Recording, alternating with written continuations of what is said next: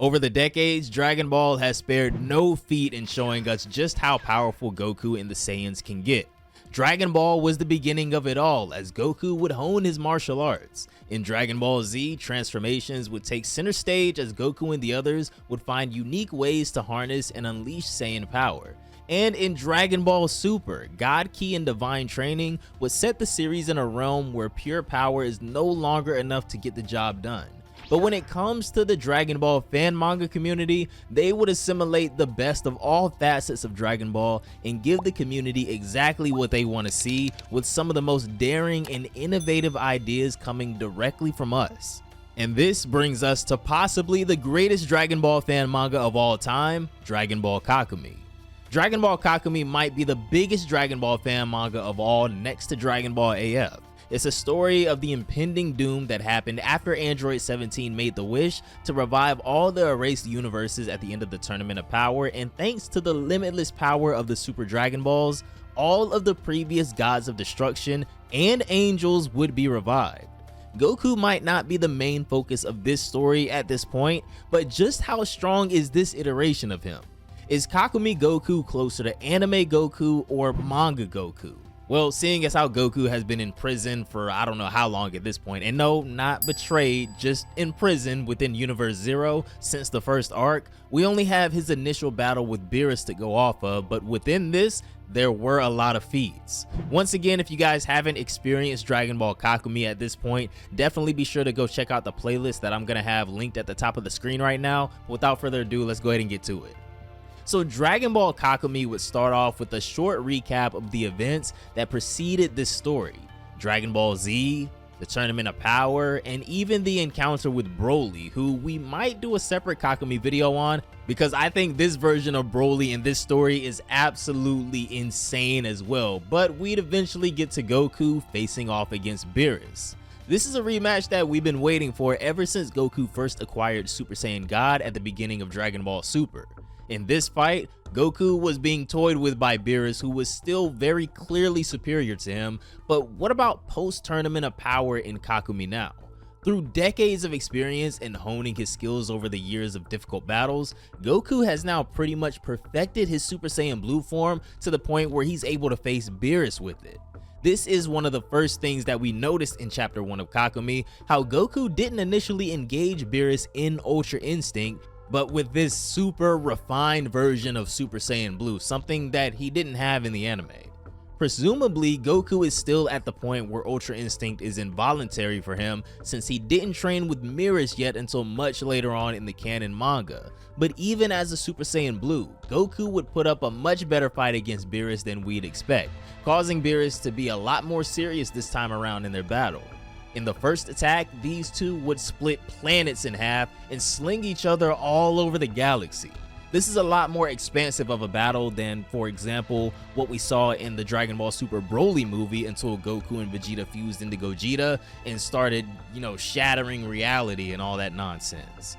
We don't get close to anything like that in this showcase, but Goku does show the ability to keep up with Beerus a lot better than previously. The main feat that we see a lot during this battle is how with each and every strike from these two, both Goku and Beerus shatter any planets and moons behind them, with one of Goku's ki blasts ripping through multiple moons at once. And this is just one thing about Kakumei, is the art is always on point.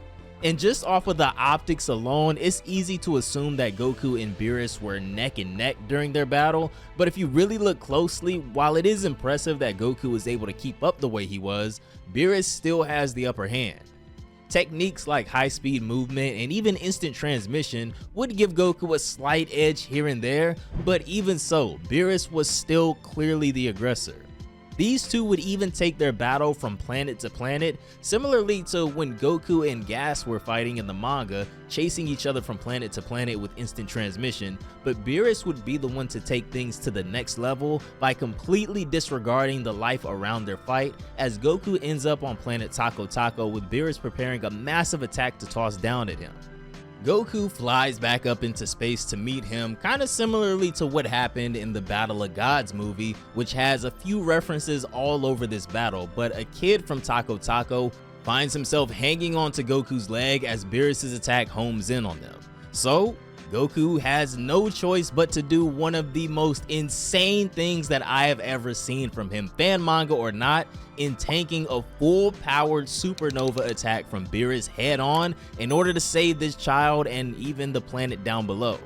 Even in the canon Dragon Ball Super story, the only thing that I think can even be remotely comparable to this is Goku falling into his own Spirit Bomb in the Tournament of Power. And this would also give a similar result to that.